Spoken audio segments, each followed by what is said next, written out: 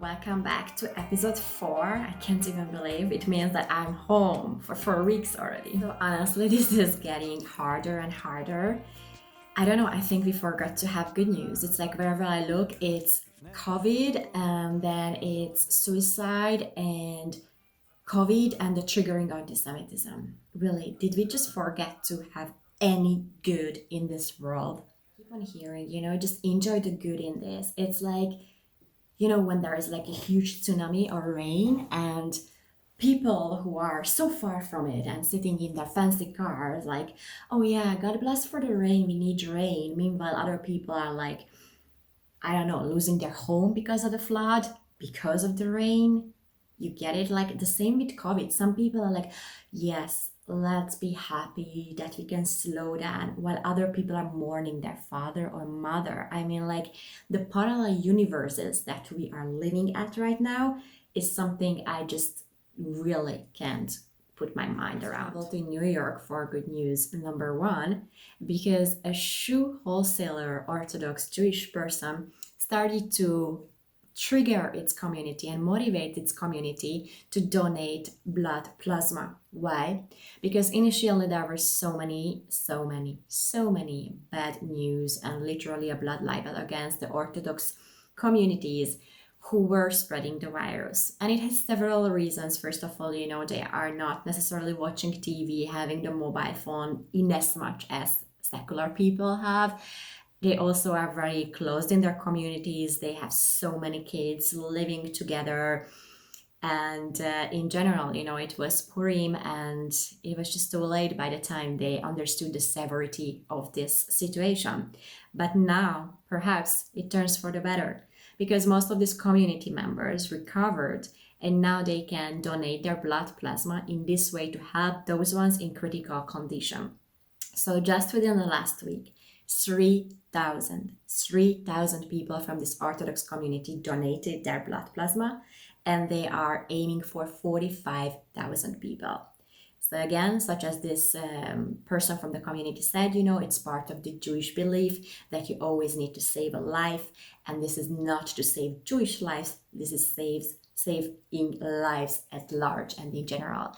So really, I think that's just a really good news in this whole bad situation, and I really want the media outlets to write also about this and not only write about the bad things when it comes to the Orthodox communities. Number 2 actually comes from one of my followers on my page. If you are not following that, it's called The Almost Jewish on Facebook. That would be me.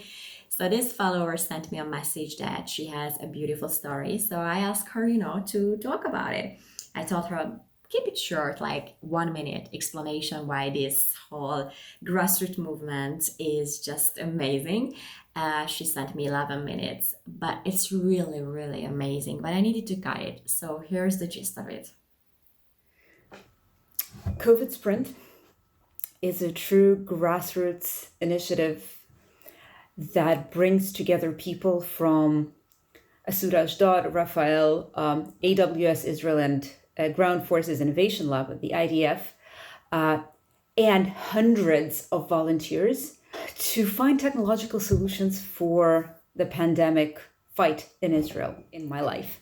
And they're creating very tangible solutions: alternative ventilators, remote diagnostic systems, PPE, that's personal protection equipment, have decision support algorithms, and there are many more things. And people are creating these marvels in an inhuman schedule. We started less than a month ago, and most projects are already either awaiting clinical trials or doing pilots in the hospital settings.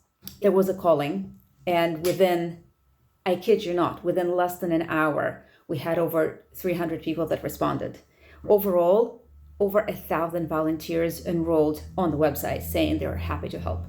They nailed down 8 major challenges for the coronavirus fight. They're all on the website. And then a couple teams working in parallel addressing the solution. So as of now, we have an alternative ventilator and we have an adaptive ventilator split. There is a negative pressure tent for the COVID patients protecting the staff.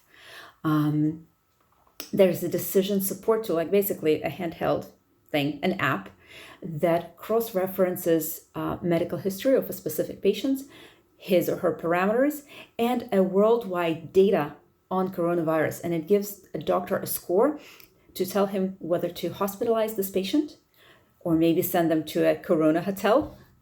There's a thing in Israel, or to keep this patient quarantined at home based on his likelihood of getting a virus and its severity. Again, I'm sorry that I had to cut it short, but you can see and hear her excitement. And this is again just showing how people are going outside of the box and outside of the usual in order to find the treatment and find the solution for this situation. And let's not forget that people finally are uniting instead of ego fighting and competing. So thank you so much for sharing this story, and kol hakavod to COVID Sprint. And guys, just bring good news. Number 3 this week comes from Hamas. Who would have believed that, right? So basically Hamas had to admit, because that's the reality, that basically Israeli medical teams helped the Palestinian Arab medical team to prepare Gaza for the COVID pandemic. And they were trained, how to do things, what to do, how to prepare their whole medical facilities, what they have left. And I'm telling this cynically because the reason they don't have hospitals is not Israel. But anyway, back to the good news. So apparently Hamas admittedly said, that Israel had helped them. So in and of itself, this is a good news. It's a risky situation in Gaza. We all know that. At the moment, actually, they only have 17, so 17 cases, and that's really, really a low number considering that actually 2 million people live in Gaza. So let's hope that it stays there. But Hamas saying something good about Israel. Oh, hallelujah. Who is drinking with me on that one? Good news number 4 comes from overseas, but also equally from Israel. So there is something really nice in this story. First of all, the person recovered. So let's start with that because that's the best news. So we are talking about the CEO of United Hatzalah. His name is Ali Beer. I'm shamelessly cheating because, as we established before, I really suck at remembering names. So Ali fell ill really early on in March, I still remember, and he was hospitalized in Miami. Critical conditions, between life and death for a long time. He was actually in induced coma, and his family was in Israel, who were not allowed to travel to him anymore. So it's just crazy. And just now, finally, he really recovered.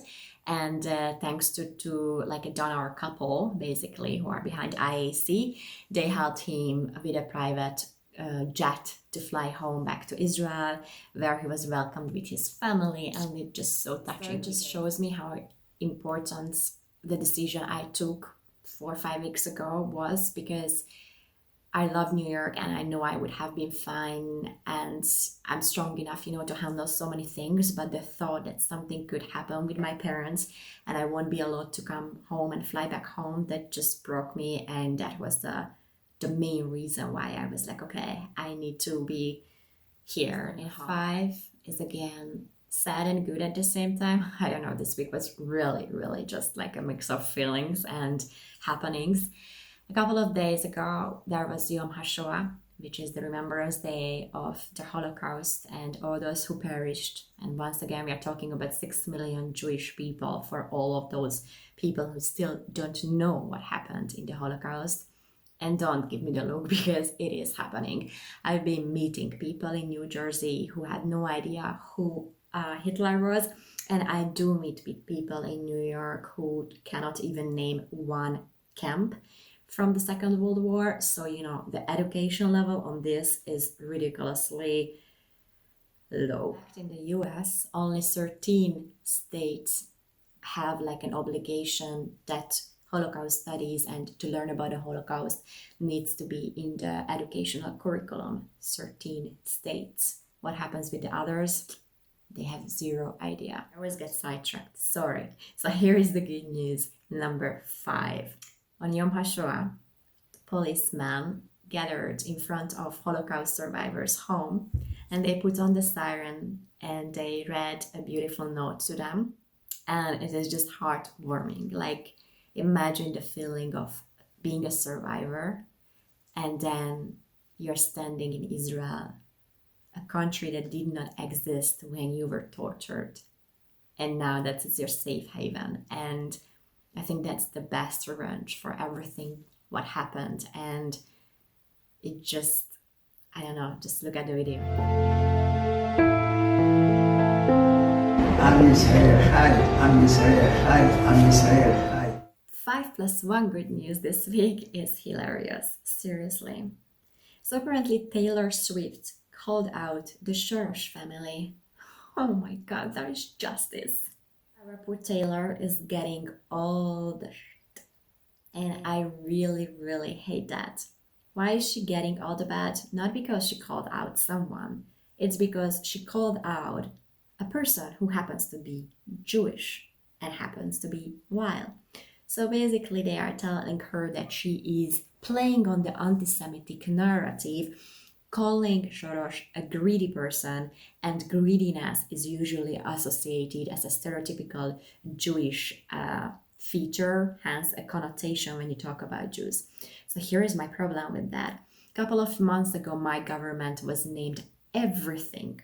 My government, meaning Hungary, was named everything because they called out SOROS for what it's doing. And this is not a political message here, but something very important to understand.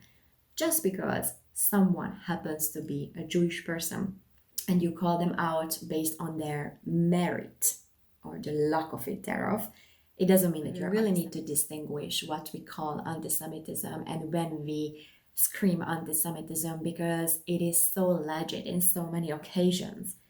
And nobody denies the fact that anti-Semitism is on the rise, especially now with COVID, all the blood libels are coming back.